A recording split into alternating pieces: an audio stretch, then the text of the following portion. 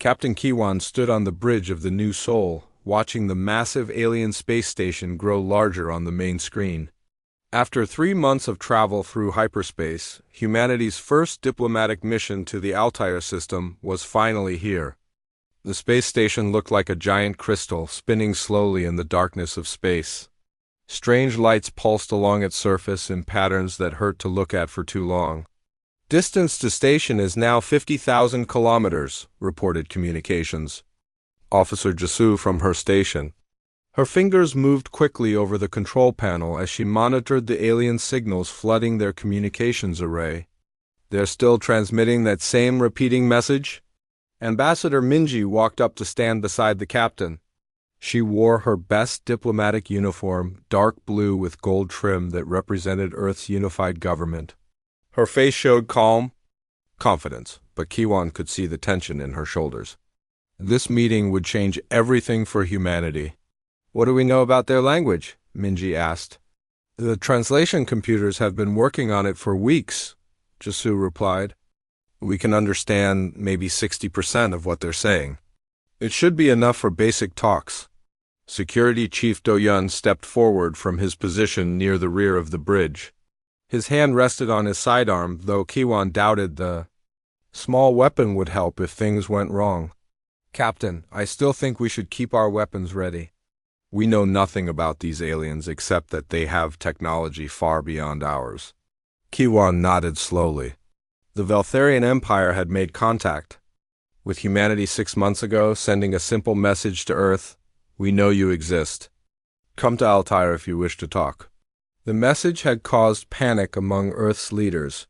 Humanity had been alone in the galaxy for so long that finding other intelligent life was both exciting and terrifying. Remember our mission, Minji said. To everyone on the bridge. We're here to establish peaceful relations.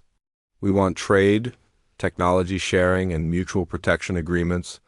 Earth needs allies out here. The New Sol was humanity's most advanced ship, but even Kiwan knew it was probably primitive compared to alien technology. The ship had taken 20 years to build and represented the best of human engineering. It could travel faster than light, had powerful shields, and carried enough weapons to destroy a small moon. But looking at the alien station, Kiwan felt like a child with a toy gun. Incoming transmission, Jisu announced. They're speaking in our language now. Put it on speakers, Kiwan ordered. A deep, rumbling voice filled the bridge. The words were clear but spoke with a strange accent that made them sound harsh and mocking. Human vessel, you will dock at port 7. Do not deviate from the course we send you. Do not activate any weapons. Do not scan our station with your primitive sensors. Minji frowned at the tone but stepped forward. This is Ambassador Minji of the United Earth Government. We come in peace and hope to establish friendly relations between our peoples. A sound came through the speakers that might have been laughter, but it sounded more like rocks grinding together. How amusing. Follow the course, little humans. Try not to crash into anything, the transmission ended. Kiwan looked at his crew and saw his own concerns reflected in their faces. The aliens sounded like they were talking to children, not equals. Docking. Instructions coming through now, Jisu reported. It's actually very detailed. They're not taking any chances with our flying skills.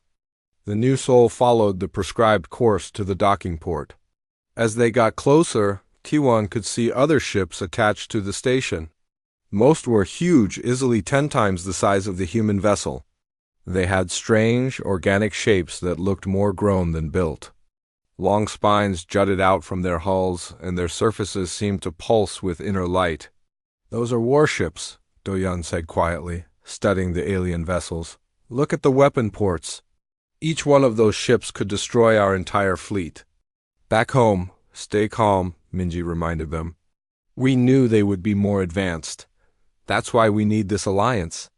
The docking process took an hour. The alien systems took control of the New Sol completely, guiding it into a port that sealed around the ship like a living thing. When the process finished, atmosphere readings showed that the aliens had provided breathable air in the docking tube. At least they did their research on human biology, Kiwan muttered. Captain, Jisu called out. I'm reading massive energy signatures throughout this station. Their power systems are incredible, and I'm detecting at least 50,000 life forms aboard. 50,000. The number made Kiwan's head spin. This single station held more aliens than most human cities. A new transmission came through. Send. You're talking humans to Airlock 7. Bring no weapons. Bring no recording devices. Come alone. Minji straightened her uniform. That's our cue. I should come with you, Do-Yan said immediately. No weapons means no security officer, Minji replied. Firmly, I'll take Jisoo for communications support.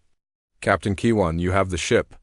Kiwan wanted to argue, but he knew Minji was right. This was her mission. Good luck, Ambassador. Try to get us a good deal. Minji and Jisoo left the bridge, heading for the airlock. Kiwan watched on the security monitors as they walked through. The docking tube. The alien architecture was all curves and flowing lines like the inside of some massive sea creature. An hour passed before the next transmission came. This time it was Jisoo's voice, tight with stress. Captain, we're in the Alien Council Chamber. There are 12 of them, each about 3 meters tall. They look like reptiles, but walk upright. Their leader calls himself Supreme Commander Vorthak. How are the talks going? Kiwan asked. There was a long pause. Not well, sir. They're laughing at us. Through the communication link, Kiwan could hear the grinding laughter of the aliens in the background.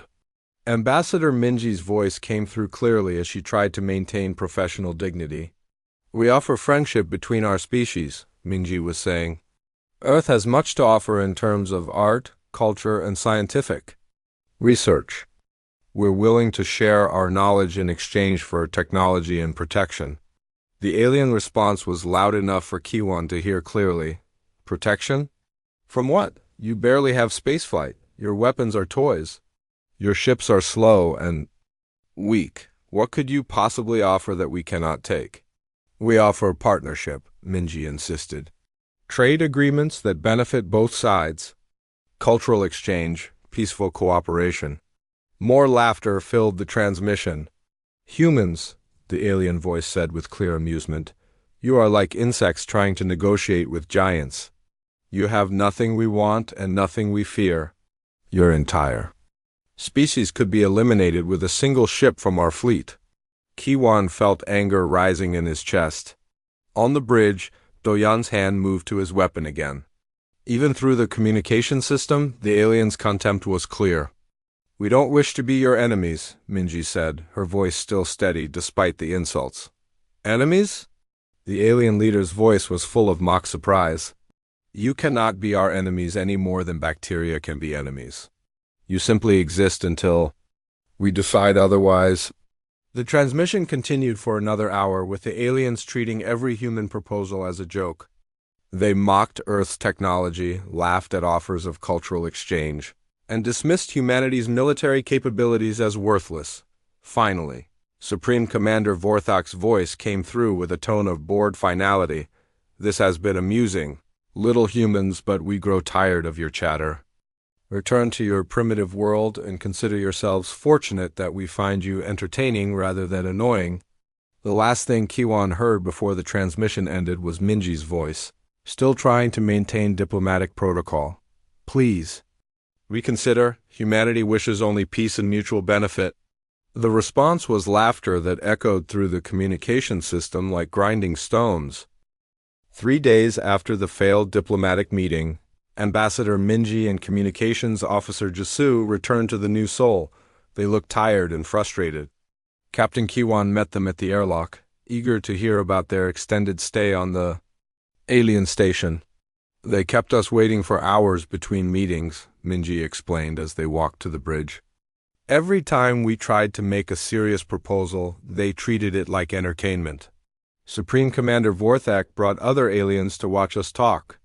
They were placing bets on what we would say next. What about their technology? Kiwan asked.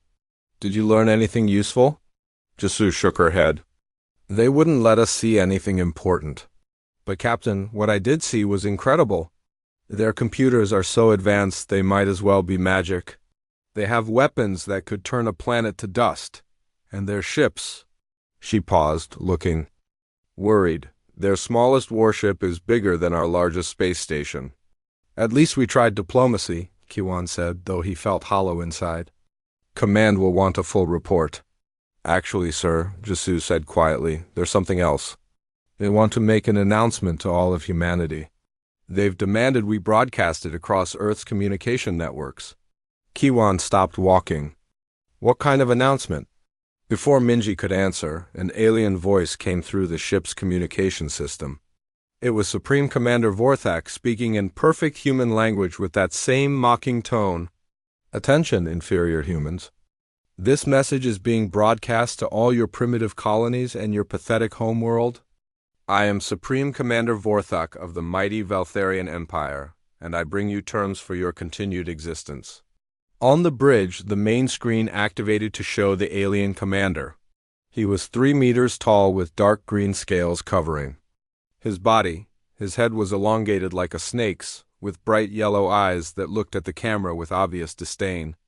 Behind him stood other Valtharian officers, all watching with amusement. Your diplomatic mission has provided us with much entertainment, Vorthak continued.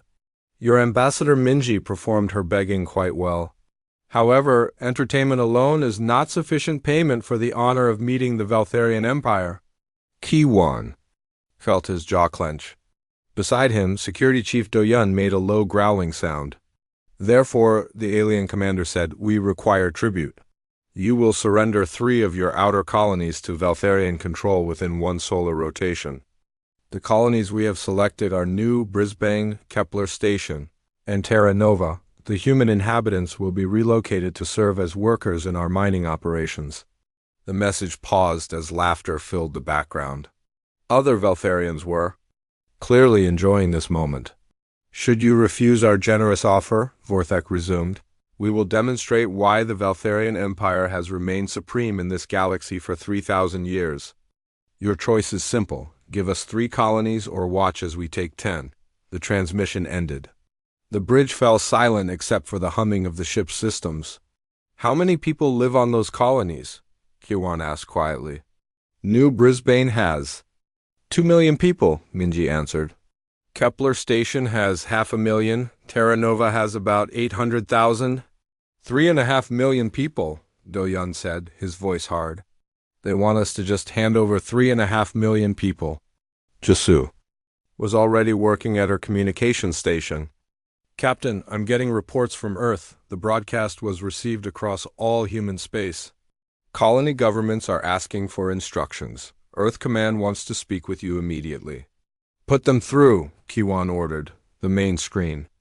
Change to show Admiral Sunho in his office on Earth. The Admiral looked tired, and Kiwan could see other military officers moving around in the background. Captain Kiwan, Admiral Sunho said without preamble, what's your assessment of Valtharian military capability? Far beyond ours, sir, Kiwan replied honestly. I counted at least 50 major warships at their station. Each one could probably destroy our entire home fleet. That matches what our intelligence services suspected. The Admiral rubbed his forehead. Captain, I need you to return to Earth immediately. We're calling an emergency session of the Defense Council. What about the ultimatum, sir? We have 36 hours to decide. President Yuna is meeting with colony leaders now. Some want to fight, others are talking about evacuation. The transmission ended, leaving the bridge crew to contemplate their situation. As the new soul prepared for the journey back to Earth, more reports came in from across human space. On New Brisbane, Governor Park was organizing evacuation ships while also preparing military defenses. The colony had been humanity's first successful terraforming project, and its people were not ready to abandon their home without a fight. Kepler Station's commander, Admiral Ji-hoon, was taking a different approach. The military outpost was already moving non-essential personnel to safer locations while preparing for a possible siege. Terra Nova presented the biggest problem. The agricultural colony fed dozens of other human settlements, and losing it would mean food shortages across the frontier. During the 3-day journey back to Earth, more alien transmissions reached human space. The Valtharians were broadcasting their ultimatum as entertainment across their empire. Alien news services were taking bets on whether humans would surrender or fight. "They're treating us like animals in a zoo," Jasu said after monitoring one particularly insulting broadcast. "The commentators are discussing whether humans are brave enough to be interesting or too cowardly to provide good entertainment." When the new soul reached Earth, Kiwan found the home system buzzing with activity. Military ships were moving between planets, and the orbital stations were working around the clock. It looked like humanity was preparing for war. Eth Command Headquarters. Kiwan met with Admiral Sunho, President Yuna, and the Defense Council. The room was tense as leaders debated impossible choices. "The evacuation of 3 colonies is possible," reported General Taeyun, the military advisor. "But we're talking about moving over 3 million people in less than 24 hours. Many will be left behind." "And if we fight?" President Yuna asked. "Our fleet analysis suggests we might destroy a few of their ships before they annihilate." "U.S.," Admiral Sunho said bluntly. "The technology gap is enormous." Dr. Sulji, an elderly woman who served as the Defense Council's science advisor, spoke up. "There is a third option we haven't discussed." Everyone turned to look at her. She was known for unconventional thinking, but her ideas had saved humanity before. "What if we appear to surrender while actually preparing for war?" She suggested. "Buy time to evacuate the colonies completely while moving our military assets into better positions." "The Veltharians will see through any deception," General Taeyun argued. "Their technology is too advanced." "Maybe," Dr. Sulji replied with a small smile. "But they're also arrogant. They've already decided we're primitive and harmless. Sometimes the best camouflage is being exactly what your enemy expects to see." The debate continued for hours. Finally, President Yuna made the decision that would define humanity's future. "We'll evacuate the 3 colonies as requested," she announced, "but we're not surrendering them. We're clearing them for a different kind of response." As the meeting ended, Admiral Sunho pulled Kiwan aside. "Captain, I have a special assignment for you. Report to Hangar 7 in 1 hour. There's something you need to see." Walking through the corridors of Earth Command, Kiwan wondered what other secrets humanity might be hiding. The Veltharians thought they knew everything about human capabilities. They were about to learn how wrong they were. Captain Kiwan arrived at Hangar 7 exactly 1 hour later. The massive doors required 3 different security checks before they would open. Inside, he found something that made him stop and stare. The hangar was enormous, carved deep into the rock beneath Earth Command Headquarters. But it was empty except for a single ship that looked like nothing he had ever seen before. The vessel was sleek and black, with surfaces that seemed to bend light around them. Strange energy patterns moved across its hull like living circuits. "Beautiful, isn't she?" Admiral Sunho's voice came from behind him. The Admiral walked up with 2 other people Kiwan didn't recognize. "What is it?" Kiwan asked, still staring at the impossible ship. "This is the Terra's Wrath," Admiral Sunho replied. "She's the prototype for something we call the Ghost Fleet. Captain, meet Captain Bingho and Captain Haijin." The 2 officers stepped forward. Captain Bingho was a large man with graying hair and calm eyes. Captain Haijin was younger, with quick movements and the alert posture of someone used to dangerous situations. "Ghost Fleet?" Kiwan repeated. "For the past 40 years, Admiral Sunho explained, humanity has been preparing for this day. We always knew we would eventually meet other intelligent species. We also knew they would probably be more advanced than us," Captain Haijin smiled grimly. "So we decided to prepare a surprise." They walked closer to the strange ship. Up close, Kiwan could see that its hull was covered in technology he didn't understand. Weapon ports were barely visible along its sides, and the engines looked like they belonged in a science fiction movie. "How is this possible?" Kiwan asked. "The technology gap between this and the new Sol is enormous." "We've been working with some very old technology," Admiral Sunho said. 60 years ago, survey teams found the wreckage of an alien ship on Europa. It had been there for thousands of years, crashed and buried in ice. Captain Byung-ho took up the story. The technology was far beyond anything we could understand. At first, But over decades, our best scientists slowly figured out how pieces of it worked. Dr. Sulji lead most of the research. Dr. Sulji? Kiwan remembered the elderly advisor from the Defense Council meeting. She's been preparing for this war since she was 20 years old, Admiral Sunho said with obvious respect. Her research teams reverse-engineered alien power, systems, weapons, and propulsion technology. Then our engineers figured out how to build human versions. They entered the ship through an airlock that operated silently. Inside, the corridors glowed with soft blue light. Everything looked incredibly advanced but somehow familiar, as if human engineering had been combined with alien science. The Ghost Fleet consists of 37 ships, Captain Haijin explained as they walked. 7 heavy dreadnoughts like Captain Byung-ho's Inchin's Fury, 15 cruisers for fleet actions, and 15 stealth destroyers like my Silent Storm. Stealth? Kiwan asked. Complete invisibility to most sensor systems, she replied proudly. We can get within knife-fighting range before they know we're there. They reached the ship's bridge, and Kiwan felt his breath catch. The command center looked like something from a dream. Holographic displays showed 3-dimensional maps of the entire solar system. Weapon controls were integrated seamlessly into command stations. The captain's chair sat in the center, surrounded by displays that showed more information than any human could process. This is incredible, Kiwan said. But 37 ships against the entire Veltharian Empire? Quality over quantity, Captain Byung-ho said. Each of our ships is worth 50 of theirs. Our weapons can punch through their shields like they're made of paper. Our armor can absorb hits that would destroy their largest vessels. Admiral Sunho activated one of the displays, showing a detailed analysis of Veltharian technology. We've been monitoring their transmissions for months. Their ships are powerful but inefficient. They rely on brute force rather than clever engineering. More importantly, Captain Haijin added, they're arrogant.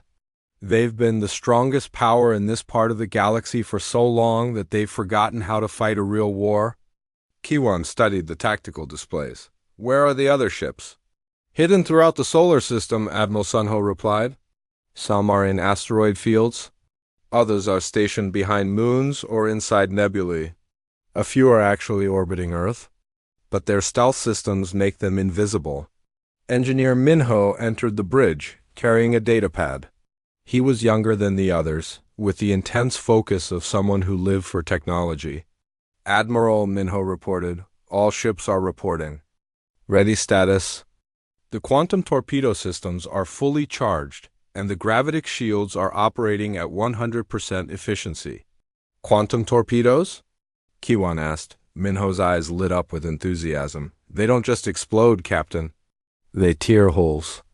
In space itself? A single torpedo can collapse a ship's hull from the inside out. What about the gravitic shields? Instead of stopping energy, they redirect it, Captain Byung-ho explained. Enemy weapons fire gets pulled away from our ships and sent back at the attackers. Admiral Sunho moved to the central command station. Captain Kiwan, I'm offering you command of the Terra's Wrath. Your diplomatic mission gave you first-hand experience with the Veltharians. You understand how they think. Kiwan felt overwhelmed. Admiral, I'm honored, but I'm not qualified to command technology like this. Experience matters more than technical knowledge, Captain Haijin said. The ship's computer systems will handle most of the complex operations. You just need to make the tactical decisions. Besides, Captain Byung-ho added with a grin, we'll be right there with you. This isn't a suicide mission. We're going to win. Over the next several hours, Admiral Sunho showed Kiwan the full scope of humanity's preparations. Hidden factories had been producing weapons and ships for decades.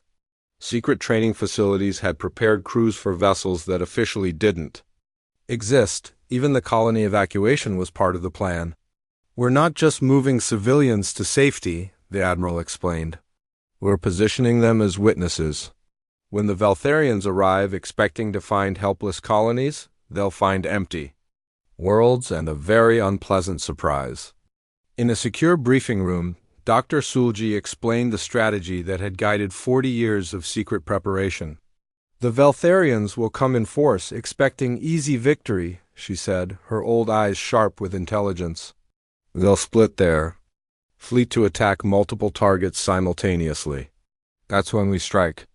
Our ships will emerge from hiding and engage them at close range, Admiral Sunho continued. The stealth destroyers will hit their command vessels first. The heavy ships will punch through their main battle line. If everything goes according to plan, we'll destroy half their fleet before they realize they're in a real fight. Kiwan studied the battle plans. What if they call for reinforcements? They won't have time, Captain Haijin said confidently. The attack will be over in hours, not days. And if the plan fails? Dr. Sulji smiled sadly. Then humanity will go down fighting instead of begging. Sometimes that's all you can ask for. As the briefing concluded, Kiwan realized that everything had changed. Humanity wasn't the helpless species the Veltharians thought they were dealing with. The diplomacy had been real, but it was also a test. Now that test was over, when do we move? Kiwan asked.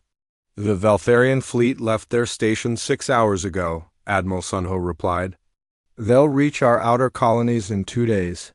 We have that long to get into position. Captain Byung-ho stood up, his expression serious. Captain Kiwan, welcome to the Ghost Fleet. Try not to let the power go to your head. Captain Haijin laughed. Don't worry about that. Once the shooting starts, you'll be too busy to think about anything except staying alive. As they prepared to leave the briefing room, Admiral Sunho handed Kiwan a small device. What's this? Kiwan asked. Emergency beacon, the Admiral replied. If things go very wrong, use it to contact the backup plan. Backup plan? Let's hope. You never need to find out. Walking back through the corridors of Earth Command, Kiwan felt like he was living in a dream. In 2 days, humanity would either emerge as a galactic power or be wiped from existence. The Veltharians thought they were hunting sheep. They were about to discover they had cornered wolves. Supreme Commander Vorthak stood on the command bridge of his flagship, the Eternal Dominion. The massive vessel was 3 kilometers long and carried enough firepower to destroy entire planets. Around him, his officers monitored the progress of the largest Veltharian fleet assembled in over a century. Fleet status report, Vorthak commanded. Admiral Crexus, his second-in-command, stepped forward with a data tablet. 2,400 ships are now in formation, Supreme Commander. 15 planet killers, 300 heavy battleships, 800 cruisers, and the rest support vessels. Vorthak's reptilian features showed satisfaction. This was more military power than had ever been used against such a weak enemy. But the High Council had demanded a demonstration that would terrify every species in the galaxy. The humans would serve as an example of what happened to those who failed to show proper respect. What is our estimated time to the human colonies? Vorthak asked. 36 hours to reach their outer settlements, reported Navigator Thylos. The human ships are so slow they cannot possibly escape even if they try to run. Across the bridge, younger Veltharian officers laughed at the comment. The idea of humans trying to outrun Veltharian warships was absurd. Human vessels were barely faster than the cargo ships the Empire used for routine supply runs. Supreme Commander, Communications Officer Zeltak announced, the Empire's news networks are requesting permission to broadcast our approach. They want to show the galaxy how we deal with inferior species. Granted, Vorthak replied immediately. Let the entire galaxy watch. When other species see what happens to the humans, they will think twice before showing disrespect to the Veltharian Empire. On planets throughout Veltharian space, billions of aliens settled in to watch what their media called the human correction. Entertainment networks had been promoting the event for days, treating it like a sporting contest rather than a military operation. The Veltharian public was confident in their military superiority. For 3,000 years, their empire had never lost a war. They had conquered dozens of species and absorbed their technology and resources. No enemy had ever managed to seriously damage a Veltharian fleet. Admiral Crexus activated the main tactical display showing the positions of all fleet elements. Our advanced scouts report the first human colony is now visible on long-range sensors. It appears they are attempting some kind of evacuation. How pathetic, Vorthek said with contempt. They think running away will save them. Order the scouts to monitor but not engage. I want the main fleet to arrive first so we can watch their terror. On the planet New Brisbane, the evacuation was indeed underway. But it was nothing like what the Veltharians expected.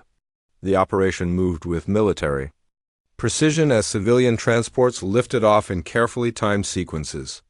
Each ship followed predetermined routes to jump points that would take them far from the battle zone. Commander Jaewan watched the evacuation from his monitoring station. Watchtower 7, the hidden facility, was built inside an asteroid, completely invisible to Veltharian sensors. His job was to track the alien fleet's approach and relay information to the Ghost Fleet. Sir, his sensor operator reported, the Veltharian advance force is now 2 hours out from New Brisbane. Main fleet is 6 hours behind them. Any sign they've detected our stealth ships? Jaewan asked. No, sir. The Silent Storm and Shadow Dancer are holding position exactly as planned. The Veltharians are flying right past them. At the same time, Captain Haijin sat in the commander's chair of the Silent Storm, watching Veltharian scout ships pass within a few kilometers of her position. Her stealth destroyer was completely invisible, hidden by technology the aliens couldn't imagine. They're not even scanning properly, her tactical officer whispered. Their sensors are active, but they're only looking for large objects. Arrogance, Captain Haijin replied quietly. They're so confident in their superiority that they're not taking basic precautions. Back on the Veltharian flagship, Supreme Commander Vorthek was reviewing intelligence reports about human military capabilities. The information painted a picture of a species barely capable of spaceflight, with weapons that couldn't penetrate modern armor and ships that moved at a crawl. Their largest warship carries weapons equivalent to our patrol boats, Admiral Crexus noted. A single one of our heavy battleships could destroy their entire home fleet. What about their defensive installations? Vorthok asked. Primitive energy, shields, and projectile weapons, the intelligence officer replied. Nothing that could threaten even our smallest vessels. Vorthek turned to address his bridge crew. Remember, we are here to send a message. When we reach the human colonies, I want complete destruction of their military forces, but leave enough survivors to spread word of our power. What if they surrender immediately? Asked Admiral Crexus. They will, Vorthek said with certainty. But we will still demonstrate our capabilities. Fear is more useful than mercy. The Veltharian media was broadcasting constant updates about the fleet's advance. News anchors discussed human military weakness with expert analysts who had studied the diplomatic mission recordings. Popular opinion was that the humans would surrender without firing a shot. These creatures lack the warrior spirit, declared one military commentator. Their diplomatic team spent 3 days begging for mercy. When they see our fleet, they will collapse like frightened children. But some members of the Veltharian military were less certain. General Vornak, commanding the fleet's ground forces, had studied human history more carefully than most. Supreme Commander, he said during a private meeting, I've been reviewing human military records. These creatures have a disturbing tendency to fight when cornered. Against other humans, Vorthok replied dismissively. They have never faced real opposition. We are not primitive humans with chemical weapons and metal armor. Perhaps, but their history shows they adapt quickly to new threats. Their technology has advanced remarkably fast for such a young species. Vorthek's expression showed irritation. General, you sound like you're afraid of insects? These humans couldn't threaten us if we gave them 100 years to prepare. The conversation ended there, but General Vornak continued to feel uneasy. Something about the human evacuation seemed too organized, too efficient for a species caught off guard. As the Veltharian fleet approached human space, other alien governments watched with interest. The Hegemony Council, representing 12 species, was particularly concerned about Veltharian expansion. If the humans fall quickly, Council leader Nexos told his advisors, The Valtharians will be emboldened to attack other independent worlds. The humans are doomed, replied military advisor Carthan. The question is whether their destruction will satisfy Valtharian ambitions or increase them. We should prepare for the latter, Nexos decided. Begin quietly reinforcing our border defenses.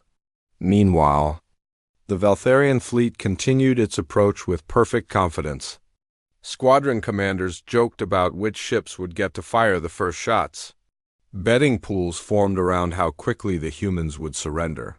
I say they'll give up the moment they see us on their sensors, predicted Captain Thorgok of the battleship Iron Talon. No sport in that, replied Captain Vex of the cruiser Star Render. I hope they at least try to run. It would be amusing to watch them attempt an escape. Supreme Commander Vorthak listened to these conversations with approval. High morale was important for maintaining discipline during what would likely be a very short campaign. All ships, he announced over the fleet communication system, remember that we represent the might of the Valtharian Empire. Fight with honor, show no mercy to military targets, and demonstrate why our species has ruled this sector for 3 millennia. The response was a roar of approval from thousands of Valtharian voices across the fleet. 6 hours later, the advanced scouts reached New Brisbane's system. What they found surprised them. Supreme Commander, the scout leader reported. The human colony appears to be completely evacuated. We're detecting no life signs on the planet's surface. What about their defensive installations, also abandoned, sir? It's like they just left. Vorthak frowned. He had expected the humans to cower behind their defenses, not flee entirely. What about their evacuation ships? Long gone, sir. Jump signatures suggest they departed several hours ago. Cowards, Admiral Crexus spat. They didn't even try to fight, but Supreme Commander Vorthak felt a strange unease. The evacuation had been too complete, too well organized. It suggested planning that went far beyond a panicked flight. Order. The main fleet to proceed to the second target, he commanded. Perhaps the humans at Kepler Station will show more backbone. As the massive Valtharian armada moved deeper into human space, none of them noticed the small energy signatures trailing behind them. The Ghost Fleet was moving into position, and the hunters were about to become the hunted. The Valtharian fleet approached Kepler Station with growing confusion. Supreme Commander Vorthag stood before the main tactical display, studying sensor readings that made no sense. Report, he commanded sharply. The station is completely empty. Sir, Navigator Thylos announced. No life signs, no defensive fire, no communication attempts, just like New Brisbane. Admiral Crexus moved closer to the display. How is this possible? Our intelligence indicated Kepler Station had a permanent population of 500,000 beings. They've all vanished, the sensor operator confirmed. We're detecting residual energy signatures from recently departed ships, but nothing current. Vortex. Reptilian features showed irritation. These humans are proving more troublesome than expected. They're denying us the satisfaction of proper conquest. Perhaps they're more cowardly than we thought, suggested Admiral Crexus, running away rather than facing their fate with dignity. But General Vornak, who had been studying human military history, felt his unease growing stronger.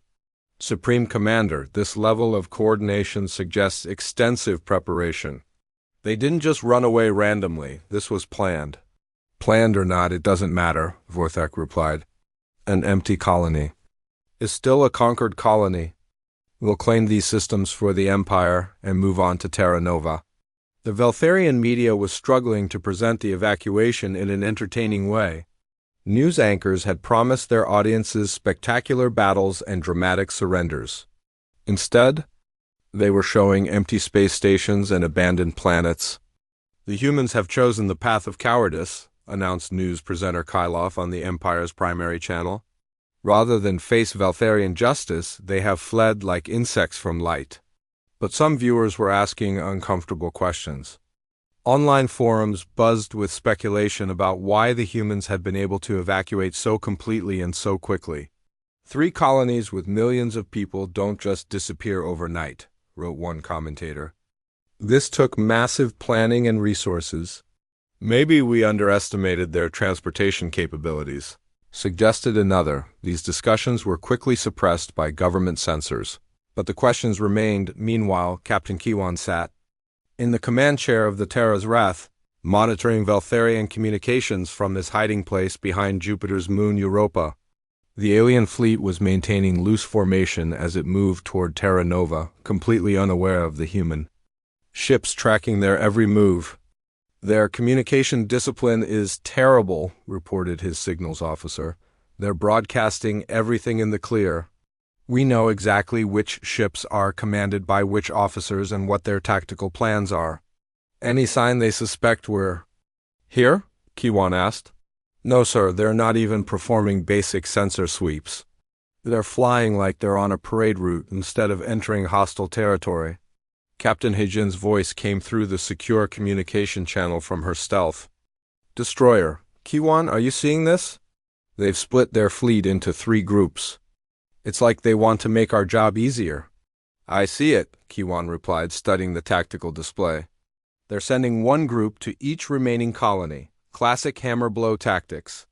"Classic and predictable," added Captain Byung-ho from his heavy cruiser. "They're so confident in their superiority that they're not bothering with proper fleet coordination." Admiral Sunho's voice joined the conversation from his command post on Earth. "All ships maintain position and continue monitoring. Do not engage until the target signal is given." The Veltharian fleet reached Terra Nova 8 hours later. Supreme Commander Vorthak expected to find the agricultural colony defended by whatever pitiful military forces humanity could assemble. Instead, he found another ghost town. "This is becoming ridiculous," he announced to his bridge crew. "How can an entire species simply vanish?" "Sir," the communications officer reported, "we're receiving a transmission from the planet's surface." "Put it through." The main screen activated to show a human in military uniform standing in what appeared to be an empty command center. It was Admiral Ji-hoon, the former commander of Kepler Station. "Supreme Commander Vorthak," Admiral Ji-hoon said calmly. "I am Admiral Ji-hoon of the Earth Defense Force. I'm transmitting this message from Terra Nova's evacuation center." Vorthak leaned forward with interest. Finally, a human showing some backbone. "We have completed the evacuation of all 3 colonies as you demanded," Admiral Ji-hoon continued. "However, I wanted to clarify something important. We didn't evacuate because we're afraid of you." "Then why run, little human?" Vorthak asked, though he knew the transmission was pre-recorded. "We evacuated to protect our civilians from what's about to happen," Admiral Ji-hoon said. "You see, Supreme Commander, you made a critical error. You assumed we were helpless." The transmission continued as Admiral Ji-hoon walked through the empty corridors of the colony's command center. "For 40 years, humanity has been preparing for this moment. We knew eventually we would meet a species like yours, arrogant, technologically advanced, convinced of their own superiority." Vorthak felt a chill run down his spine. Something in the human's tone suggested this was more than empty bravado. "So we prepared," Admiral Ji-hoon said. "We studied, we learned, we built. And now you're about to discover that humanity is not the weak species you think we are." "Cut the transmission," Vorthak ordered. "Sir, it's already ended," the communications officer replied. Admiral Krexus looked confused. What was that supposed to accomplish? Empty threats from an empty world? But General Vornok was studying his tactical displays with growing alarm. "Supreme Commander, I'm detecting unusual energy readings throughout the system. Faint signatures. That could be cloaked ships." "Impossible," Vorthak said immediately. "Our sensors would detect any human vessel within light years. Not if their cloaking technology is more advanced than we assumed." General Vornik replied quietly. The possibility hung in the air like a toxic cloud. For 3,000 years, the Veltharian Empire had held absolute technological superiority over every species they encountered.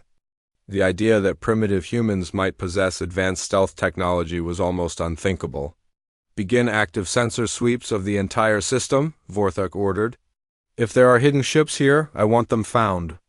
As the Veltharian fleet began, Intensive scanning, other events were occurring throughout human space. The evacuated colonists weren't fleeing to random safe zones.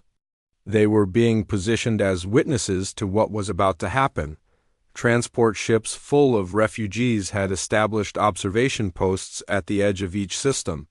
News crews recorded everything as massive alien warships searched empty worlds for signs of human military presence.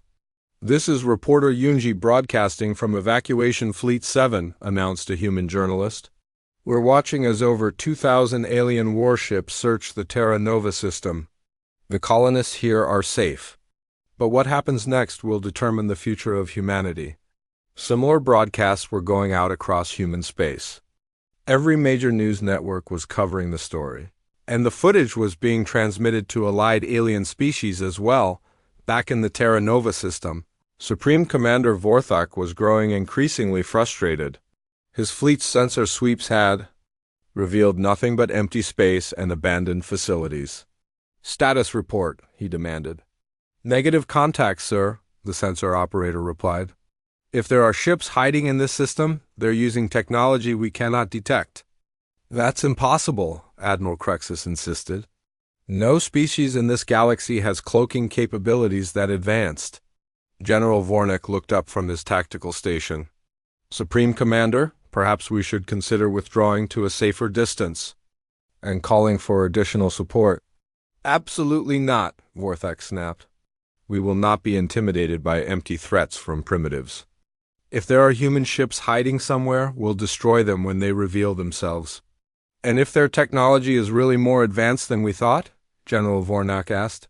"Then we'll learn from the engagement and adapt," Vorthak replied, with false confidence, but privately he was beginning to worry. The complete evacuation of 3 major colonies required resources and coordination that didn't match intelligence estimates of human capabilities.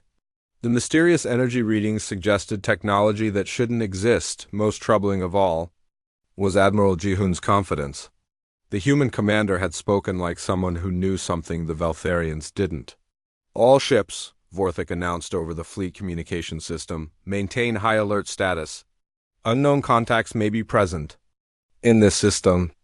The order sent a ripple of confusion through the Veltharian fleet. For the first time in their military careers, many officers were facing the possibility that they might be outmatched. Captain. Haijin listened to the Veltharian communications from her position just 2 kilometers away from their flagship. Her stealth destroyer was so close she could see individual weapon ports on the alien vessel. "They're scared," she reported to the Ghost Fleet Command Network. "I can hear it in their voices." "Good," replied Admiral Sunho from Earth Command. "Fear makes them sloppy. Continue monitoring and prepare for Phase 2. "What's Phase 2? Captain Kiwan asked. Admiral Sunho's voice carried grim satisfaction. "We stop hiding and show them what humanity is really capable of." The trap was set. The Veltharian fleet was scattered across 3 systems, hunting for an enemy they couldn't see. In a few hours, Admiral Sunho stood in the command center of Earth Defense Command, surrounded by displays showing the positions of every ship in human space. The Veltharian fleet was spread across 3 systems, exactly where humanity wanted them. "All stations. Report ready," announced his aide, Commander Sujin. "Ghost Fleet units are in position and awaiting orders." "Communication channels are secure and operational," added Communications Director Juwon. "All ships can coordinate without risk of interception." Admiral Sunho looked at the chronometer on the main display. In 30 seconds, humanity would either emerge as a galactic power or face complete extinction. There would be no middle ground. "Open channel to all Ghost Fleet units," he ordered. The communication system activated, connecting him to 37 of the most advanced warships ever built. Each ship carried technology that had been developed in secret over 4 decades, and each crew had trained for this moment since they were children. "This is Admiral Sunho to all Ghost Fleet units," he began. "For 40 years we have prepared for this day. We have studied, we have built, and we have waited. Today, humanity shows the galaxy who we really are." Across the solar system, human commanders listened intently. Captain Kiwan sat in the command chair of the Terra's Wrath, feeling the ship's power humming beneath him. Captain Byung-ho gripped the armrests of his chair aboard the massive dreadnought Inchin's Fury. Captain Haijin smiled grimly on the bridge of the stealth destroyer Silent Storm. The Veltharian Empire has ruled through fear and superior technology. For 3,000 years, Admiral Sunho continued, they believe they are invincible. They believe we are insects. Today we prove them wrong. He paused, looking at the tactical displays one final time. The Veltharian fleet was in perfect position, scattered and overconfident. All units, Admiral Sunho commanded. This is Operation Ghost Dawn. Wake the dead, show them hell. The order went out simultaneously to every human ship. Across 3 star systems, the greatest military secret in human history began to reveal itself. In the Terra Nova system, Captain Haijin's Silent Storm was the first to decloak. The stealth destroyer materialized just 500 meters from the Veltharian flagship Eternal Dominion, close enough that Supreme Commander Vorthak could see individual weapon ports opening along its hull. "Contact!" screamed the Veltharian sensor operator. "Unknown vessel off the port bow. How did it get so close?" Before Vorthak could respond, the Silent Storm fired. Quantum torpedoes, invisible to conventional sensors, slammed into the Veltharian flagship's shields. The ancient technology met cutting-edge human engineering, and the shields collapsed like tissue paper. Impossible. Admiral Krexus shouted as damage reports flooded in. "Our shields can stop anything." "Not anymore," Captain Haijin said quietly. As she ordered a second volley across the Terra Nova system, 5 more stealth destroyers decloaked around surprised Veltharian ships. The aliens had never faced enemies that could appear from nowhere and strike with weapons that seemed to ignore their defenses. In the new Brisbane system, Captain Byung-ho's dreadnought Inchin's Fury emerged from behind the system's largest asteroid. The massive human warship was 3 times larger than anything the Veltharians had seen from humanity, and its hull bristled with weapons that pulsed with unknown energy. "This is Captain Byung-ho of the Earth Defense Force," he announced on open channels. "You invaded our space, you threatened our people. Now face the consequences." The Inchin's Fury opened fire with its main batteries. Gravitic cannons sent waves of distorted space-time crashing into Veltharian battlecruisers. The alien ships, designed to withstand conventional energy weapons, crumpled like aluminum cans under the gravitational assault. "By the depths," whispered Veltharian Captain Thorgak as he watched his neighboring ship fold in on itself. "What kind of weapons are those?" He didn't have time to find out. The dreadnought's secondary batteries locked onto his vessel and fired. Particle beams, accelerated to near light speed by human technology, punched through his ship's armor like it was made of cardboard. In the Kepler station system, the 3rd element of the Ghost Fleet revealed itself. Captain Minsiak's battle group consisted of 8 medium cruisers designed for coordinated attack. They emerged from their hiding places in perfect formation and immediately began systematic destruction of the Veltharian support fleet. "Target their command ships first," Captain Minsiak ordered. "Cut off their communications and coordination." The human cruisers moved with precision that astonished their enemies. Instead of the chaotic individual combat the Veltharians expected, the humans fought as a single coordinated unit. When one ship maneuvered to attack, others moved to support it. When enemies tried to concentrate fire, the human ships shifted positions to maintain optimal spacing. "They fight like a school of fish," observed Veltharian Admiral Hextach just before his ship was destroyed by focused beam fire from 3 human vessels. But the most shocking revelation came when Captain Kiwan brought the Terra's Wrath into combat.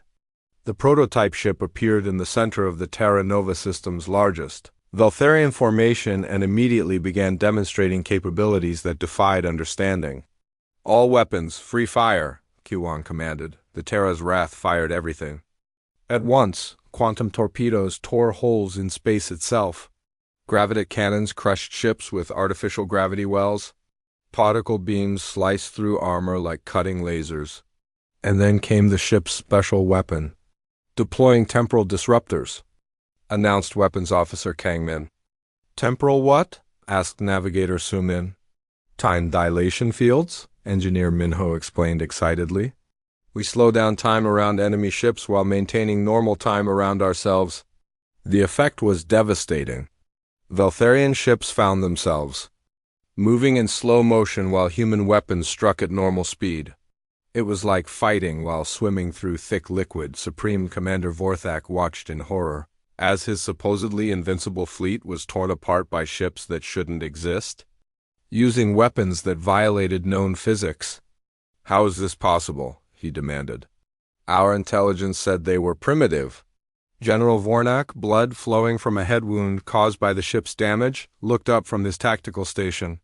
Our intelligence was wrong, Supreme Commander. These humans have been hiding their true capabilities. Status report.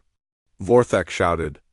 We've lost 40 ships in the first 10 minutes, Admiral Crexus reported, his voice shaking. Their weapons are unlike anything we've ever encountered. What about our planet killers? Deploy them immediately. The planet killers are under attack. By those stealth ships, Crexus replied. 2 have already been destroyed. Across the Veltharian Empire, billions of aliens watched their screens in shock. The entertainment program they had tuned in to watch had become a nightmare. Their invincible military was being destroyed by creatures they had dismissed as insects. This can't be happening, muttered news anchor Kyloth as he watched another Veltharian battleship explode on his monitors. Humans don't have this kind of technology. But they did, and they were proving it in the most dramatic way possible. Captain Hyjin's Silent Storm had destroyed 3 Veltharian vessels and was stalking a 4th when her communications officer detected something unusual. Captain, I'm picking up a distress signal from the Veltharian flagship. They're trying to contact their home fleet. Can we block it? Hyjin asked. Already done. Their communications are being jammed by the Terra's wrath. The battle continued for 2 hours. When it was over, the Veltharian invasion force had been completely destroyed. Of the 2,400 ships that had entered human space, fewer than 200 remained operational, and most of those were crippled. Supreme Commander Vorthak found himself aboard a heavily damaged flagship, surrounded by the wreckage of his once mighty fleet. His dreams of easy conquest had become a catastrophic defeat. Open a channel to the human commander, he ordered quietly. Captain Kiwan's face appeared on the main screen. Behind him, the bridge of the Terra's wrath hummed with quiet efficiency. I am Captain Kiwan of the Earth Defense Force, he said. Do you surrender? Vorthak looked around his destroyed bridge at his injured officers at the tactical displays, showing the scattered remains of his fleet. For the first time in his life, he felt the weight of complete defeat. Surrender, he said, the words coming out like poison. Then you will follow our ships to Earth, Kiwan replied. You're going to help us deliver a message to your empire? The transmission ended, leaving Vorthak to contemplate the impossible. The Veltharian Empire, supreme rulers of the galaxy for 3 millennia, had been defeated by a species they had considered beneath notice. Admiral Sunho's voice came over. The Ghost Fleet Communication Network. All units, excellent work. Phase 3 is now in effect. Escort the survivors to Earth. It's time to announce humanity's arrival on the galactic stage. The Ghost Fleet had awakened, and the galaxy would never be the same. Supreme Commander Vorthak sat in the detention cell aboard the human ship Terra's Wrath. His pride shattered along with his fleet. Through the transparent walls, he could see human crew members moving with quiet efficiency. Everything about these creatures contradicted what he thought he knew about them. They're not primitives, he muttered to Admiral Crexus, who occupied the cell next to him. We've been deceived from the beginning. But how? Crexus asked, nursing a wounded arm. Our intelligence networks are the best in the galaxy. How could we miss technology this advanced? Before Vorthak could answer, Captain Kiwan entered the detention area. The human commander looked calm and professional, showing none of the arrogance Vorthak would have displayed toward defeated enemies. Supreme Commander, Kiwan said respectfully, we're approaching Earth. I thought you should know what you're about to see. More of your hidden fleet? Vorthak asked bitterly. Something like that. Kiwan activated a wall display showing the space around Earth's solar system. What you attacked was just the Ghost Fleet, our most advanced ships, yes, but not our only military force. The display zoomed in to show Earth's orbital defenses. Vorthic's eyes widened as he saw massive space stations, defensive platforms, and patrol fleets that dwarfed anything he had imagined humanity possessed. "This is impossible," he whispered. "Your diplomatic mission showed us primitive technology." "The new Sol is primitive," Kiwan agreed. "It's 20 years old and was built using our most basic space technology. We sent it because we wanted to see how you would react to what you thought we were." Admiral Crexus leaned against the cell. "Well, you were testing us." "We were hoping for peaceful contact," Kiwan corrected. "But we prepared for the alternative. Dr. Sulji always said that any species advanced enough for interstellar travel would probably be militaristic. She was right." The Terra's Wrath and its escort of surviving Veltharian ships entered Earth's solar system. What they found waiting for them defied imagination. The Ghost Fleet had been humanity's secret weapon, but the Home Fleet was their public face. Hundreds of ships patrolled the space between planets. Massive battle stations orbited Earth, Mars, and Jupiter. Mining platforms in the asteroid belt converted raw materials into military hardware. "How long?" Vorthak asked quietly. "How long have you been preparing?" 60 years since we found our first alien technology," Kiwan replied. 40 years since Dr. Sulji convinced our leaders that peaceful contact was unlikely. 20 years since we started building the Ghost Fleet. You've been planning this war for decades." "We've been planning to survive for decades," Kiwan corrected. "The war was your choice." As the convoy approached Earth, Ambassador Minji joined them in the detention area. She looked tired but victorious. "Supreme Commander," she said formally, "I'm here to discuss terms." "Terms?" Vorthak couldn't hide his surprise. "You're not going to execute us?" "Humanity doesn't make war on prisoners," Minji replied. "We're going to send you home with a message for your empire." "What message?" Admiral Sunho's voice came through the communication system. "That message will be delivered at the formal ceremony. We're almost at Earth now." The main display activated to show Earth growing larger ahead of them. The blue and green planet looked peaceful and beautiful, but space around it buzzed with military activity. Defense platforms tracked their approach while patrol ships maintained careful distances. "By the depths," Admiral Crexus breathed. "How many ships do you have?" "Enough," was all Kiwan would say. The convoy was guided to a massive space station orbiting Earth at the L5 point. The station was larger than anything in Veltharian space, clearly designed for both military operations and diplomatic functions. "This is Unity Station," Minji explained. "Our primary diplomatic facility. Representatives from 12 different species are waiting to meet you." 12 species? Vorthak was confused. "You have allies?" "Not allies," Minji corrected. "Neighbors. Species we've been quietly contacting for the past 5 years. They were very interested to learn about humanity's true capabilities." The docking process was handled with military precision. Veltharian prisoners were transferred to comfortable but secure quarters while their ships were impounded for study.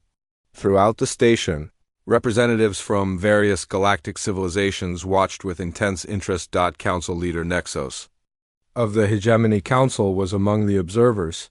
His species had been threatened by Veltharian expansion for decades, but had never been strong enough to resist. "Remarkable," he said to his aide. "In one day, humanity has accomplished what we couldn't achieve in centuries. They've broken Veltharian military dominance." "Do you think they'll be better neighbors than the Veltharians?" his aide asked. "We're about to find out." In the station's main conference hall, preparations were underway for an unprecedented gathering. Representatives from the Hegemony Council, the Stellar Commonwealth, the Free Traders Association, and 9 other galactic organizations had come to witness what everyone knew would be a historic moment. President Yuna entered the hall wearing formal diplomatic attire. Behind her walked Admiral Sunho, Dr. Sulji, and the senior commanders of the Ghost Fleet, The room fell silent as they took their positions. "Bring in the Valtharian delegation," President Una ordered. Supreme Commander Vorthek and his surviving officers were escorted into the hall. They had been given medical treatment and fresh uniforms, but their defeat was obvious in their posture and expressions. "Supreme Commander Vorthek," President Una began, "you came to our space demanding tribute.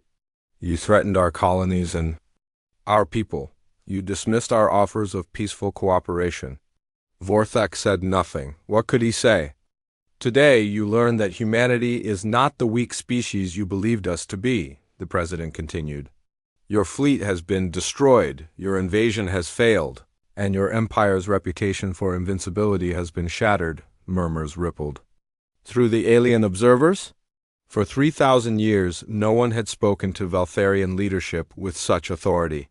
"However," President Una said, raising her voice, "humanity does not seek conquest or revenge. We seek security and peaceful coexistence." She gestured to Admiral Sunho, who stepped forward. "Supreme Commander," the Admiral said, "you will return to your empire with this message. Humanity claims protectorate status over this entire sector. Any species threatened by Valtharian aggression can request our protection.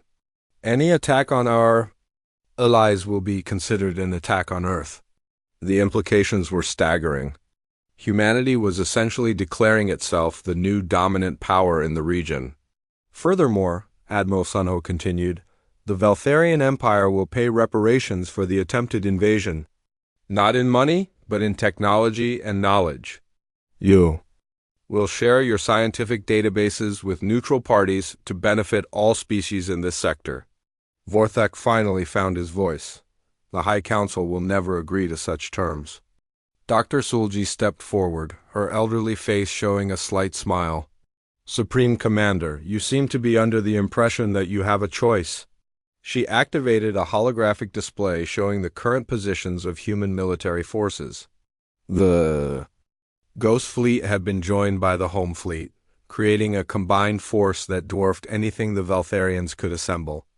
"You have two options," Dr. Sulji explained calmly. "Accept our terms and maintain your empire's independence within the new balance of power, or refuse and discover what happens when humanity decides that the Valtharian Empire is a threat that needs to be eliminated." The threat was delivered without emotion, but its sincerity was unmistakable. Humanity had demonstrated the capability to destroy the Valtharian military. The question was whether they had the will to destroy the entire empire. Council leader Nexos leaned forward in his observer's seat. This was the moment that would determine the future of the galaxy. Supreme Commander Vorthek looked around the room at the faces watching him. Alien species that had lived in fear of Valtharian power for centuries were now seeing their oppressors reduced to defeated prisoners. "I will carry your message to the High Council," he said finally. "Excellent," President Una replied. "You'll be escorted home by one of our diplomatic vessels. Captain Hyjin's Silent Storm will accompany you to ensure your safe arrival." The irony wasn't lost on anyone. The stealth destroyer that had begun the destruction of the Valtharian fleet would now serve as humanity's ambassador. "There's one more thing," Admiral Sunho added. "Your military technology will be studied and shared with our allies. Any species in this sector will have access to defensive systems capable of stopping Valtharian aggression." The balance of power had shifted completely. The Valtharian Empire would remain intact, but their dominance was over. Humanity had emerged as the new stabilizing force in the region. As the ceremony concluded, Supreme Commander Vorthek was led back to his quarters to prepare for the journey home. The message he would carry would shock the Valtharian High Council and force them to confront a new reality. The age of Valtharian supremacy was over. The age of humanity had begun. Admiral Sunho stood before the great windows of Unity Station, looking out at the stars. Captain Kiwan joined him, still amazed by everything that had happened. "What happens now?" Kiwan asked. "Now we build something better," the Admiral replied. "A galaxy where species cooperate instead of conquering each other. Do you think the Valtharians—" 6 months after the Battle of Seoul, Captain Kiwan stood on the bridge of his new flagship, the Harmony. The massive vessel represented humanity's commitment to their new role as galactic peacekeepers. Unlike the weapons-focused ships of the Ghost Fleet, the Harmony was designed for diplomacy backed by unmistakable power. Incoming transmission from Valtharian space, reported Communications Officer Jisu, who had requested transfer to serve under Kiwan's command. It's from their High Council. Put it through, Kiwan ordered. The main screen activated to show Elder Xyloth, the ancient Valtharian leader who had replaced the disgraced Supreme Commander Vorthak. The old alien looked tired and defeated, but his voice carried grudging respect. Admiral Kiwan, Xyloth said, using the human's new rank. I am transmitting the signed accords as agreed upon. The Valtharian Empire formally recognizes human hegemony over the Altair sector and agrees to the technology-sharing provisions. Thank you, Elder Xyloth, Kiwan replied formally. The Hegemony Council appreciates Valtharian cooperation in establishing the new security framework. The transmission ended, marking the final step in humanity's transformation from unknown species to galactic superpower. In 6 months, everything had changed. Dr. Sulji entered the bridge carrying a datapad with the latest reports from across human space. At 87 years old, she had lived to see her life's work vindicated in the most spectacular way possible. The integration is proceeding ahead of schedule, she reported. 12 species have requested protection under the Terra Accords. 6 more are applying for full alliance status. What about our military buildup? Kiwan asked. The second fleet will be operational within 3 months, Dr. Solji replied. We're building 20 new ships using improved versions of Ghost Fleet technology. Captain Byung-ho is overseeing construction of the next generation of dreadnoughts. Kiwan nodded with satisfaction. Humanity was not making the same mistake as the Valtharians. Instead of becoming complacent with victory, they were working harder than ever to maintain their position. Any word from the outer exploration fleets? He asked. Captain Haijin reports first contact with the Andromedans went well, Dr. Sulji said with a smile. They're interested in trade agreements and seem impressed by our diplomatic approach. The mention of diplomacy brought back memories of that first disastrous meeting with Supreme Commander Vorthak. How different things might have been if Valtharians had chosen cooperation over conquest, Ambassador Minji's voice came through the communication system from Unity Station. Admiral Kiwan, we're ready for the ceremony whenever you are. On our way, Kiwan replied. The Harmony docked at Unity Station, which had grown enormously in the past 6 months. What started as a diplomatic facility was now the seat of government. For the Terra Alliance, humanity's formal organization for managing their new responsibilities, the main hall was filled with representatives from 37 different species. The Hegemony Council had formal alliance status. The Stellar Commonwealth had signed mutual defense pacts. Even some former Valtharian client states had switched sides to join the growing coalition. President Yuna took the podium to address the gathering. Behind her stood the heroes of humanity's rise. Admiral Sunho, Dr. Sulji, Admiral Kiwan, and the commanders who had made victory possible. 6 months ago, President Yuna began, humanity faced extinction. A powerful empire demanded our surrender and threatened to destroy us if we refused. Today, that same empire has agreed to peaceful coexistence under a new galactic order. Applause filled the hall from dozens of different species.